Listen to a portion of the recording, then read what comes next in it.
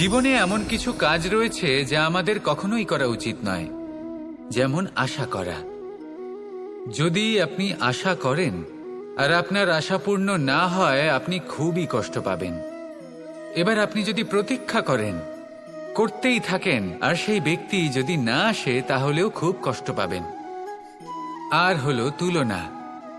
আপনি যদি তুলনা করতে যান, তাহলে এটাই ভাববেন যে হয় আমি বা অন্য কোনো ব্যক্তি, এই দুজনের মধ্যে কোনো এক ব্যক্তি নিকৃষ্ট।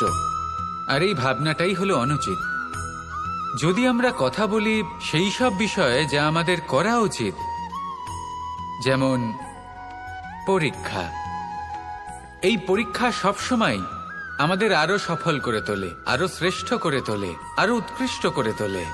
আসন্ন মহাসংগ্রামের জন্য আমাদের প্রস্তুত করে তোলে এই পরীক্ষা। তাই এই পরীক্ষার থেকে কখনোই পালাবেন না, এর সম্মুখীন হন। আর হলো কর্ম। কর্ম করা কখনোই বন্ধ করবেন না। তুলনা করার বদলে কর্ম করুন, প্রতীক্ষা করার বদলে কর্ম করুন, আর আশা করার বদলে কর্মই করুন। জীবন সফল হয়ে যাবে।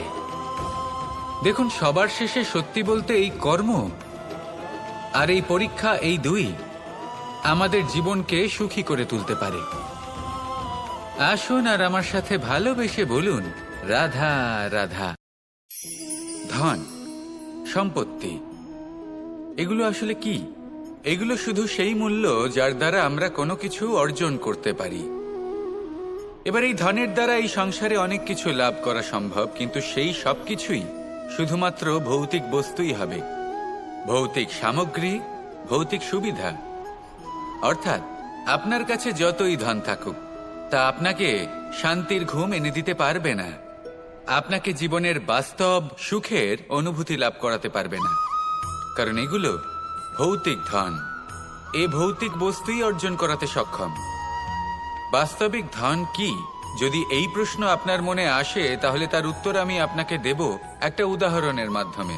কখনো আপনি শুনে থাকবেন যে একজন পিতা আজীবন অনিষ্ট করেন, অনর্থ করেন, খারাপ কাজ করেন শুধু ধন অর্জনের জন্য। তিনি ভাবেন যে আমি ধন অর্জন করব আর নিজের সন্তানকে একটা উজ্জ্বল ভবিষ্যৎ প্রদান করব, একটা সুখ স্বাচ্ছন্দ্যময় জীবন দান করব। এবার সন্তান যখন জন্ম লাভ করে, তখন সে ভাগ্যের জোরে সেই ধন ভোগ করে। যেরকম সে পায়, সেরকমই তার ব্যবহার সে করে। কখনো আপনি এটাও দেখে থাকবেন যে সেই সন্তান সমস্ত ধন নষ্ট করে ফেলে, আর সেই পিতা যিনি সমস্ত ধন সঞ্চয় করেছেন, যিনি সেই ধনের প্রভু, আজ সেই ধনের প্রহরী হয়ে রয়েছেন। এবার এরকম কেন হয়? এরকম তখনই হয় যখন সেই পিতা বুঝতেই পারেন না যে তার জীবনের আসল ধন কি। সেই আসল ধন তার সন্তানকে সে দিতেই পারে না।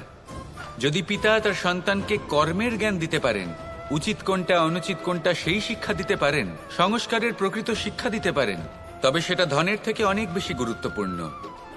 এটাই হলো জীবনের বাস্তব ধন। আপনি সেই কথা তো অবশ্যই শুনে থাকবেন, কুসন্তান হলে ধন সঞ্চয় করে কি হবে, সুসন্তান হলে ধন সঞ্চয় করে কি হবে। সন্তান যদি কুপুত্র হয়, তাহলে সব নষ্ট করে ফেলবে, আর সন্তান যদি সুপুত্র হয়, তাহলে ধন থাকুক না থাকুক, সে নিজেই কর্মের পথে অগ্রসর হয়ে ধন অর্জন করবে আর নিজের জন্য এক উজ্জ্বল ভবিষ্যৎ গড়ে তুলবে। তাই সন্তান